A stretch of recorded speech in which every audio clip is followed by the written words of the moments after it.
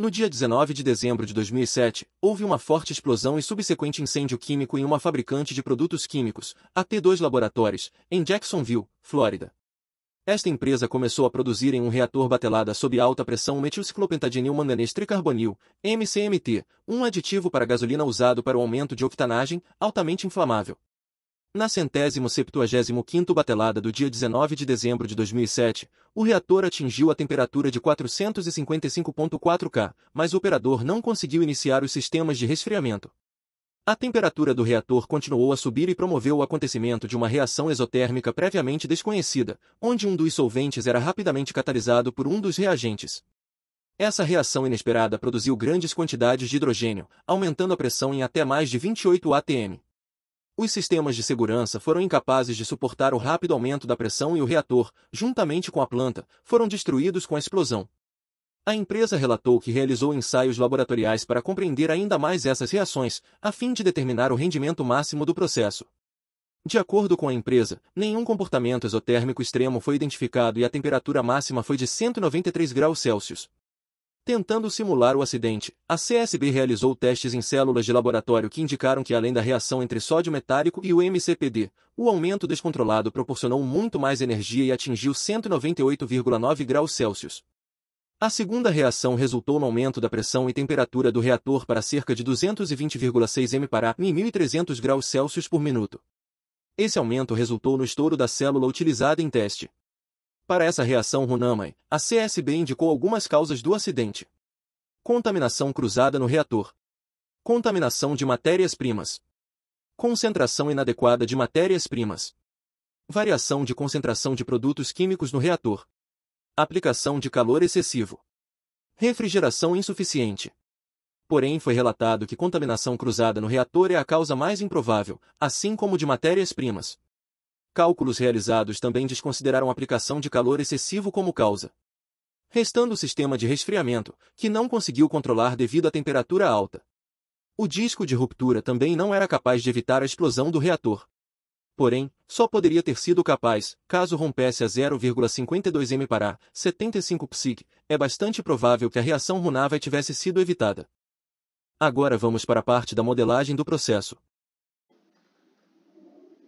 Bom dia, meu nome é Marcelo Tavares, sou da equipe 4 de modelagem. Bem, para modelar esse sistema, pegamos dados tanto do artigo do Fogler, quanto do CSB, quanto do artigo da AISH, quanto do livro do Fogler. Para modelar o sistema, se baseamos na balança de massa do sódio, CMPD e o solvente, os três reagentes principais para essa solução. No caso, o sódio CMPD da primeira reação, que era a desejada, e o solvente da segunda, que era o diglime, na reação indesejada. Enquanto isso, no balanço de pressão e de energia, a pressão a gente baseou no caso de gás ideal, em qual o fluxo molar total era igual ao fluxo gerado menos o fluxo aliviado do sistema. Já no balanço de energia, para calcular a temperatura pelo tempo, fomos pegando pelo calor perdido pelo sistema pela jaqueta de água. No caso inicial foi igual a zero, porque houve problema com o sistema de resfriamento, mais o calor gerado pela reação. Bem, foram utilizadas 4 funções para conseguir resolver esse sistema. No caso, caso aconteceu a explosão, 2 funções foram utilizadas. No caso de condição inicial, na qual ele vai pegar até a pressão chegar na pressão de rompimento do disco de ruptura. Depois disso, ele vai até a pressão, na qual a condição intermediária, em que a pressão passou do disco de ruptura. Também houve no caso em que o sistema de resfriamento foi ligado, no caso em que a disco de ruptura foi de 75 psg, e o caso onde tanto o disco de ruptura foi de 75 psg, quanto o sistema de resfriamento foi acionado. No caso que aconteceu o acidente, como podemos ver, em torno de 60 minutos o disco de ruptura foi rompido, houve um grande alívio de pressão, porém, ainda assim, a temperatura continuou se elevando e aconteceu a explosão. No caso em que o sistema de resfriamento fosse ligado, utilizando um coeficiente de transferência de calor por convecção pegado pelo artigo do AISH, temos que a pressão chegaria bem alta em relação à original, porém ela decairia rápido devido à queda de temperatura com o acionamento do sistema de resfriamento.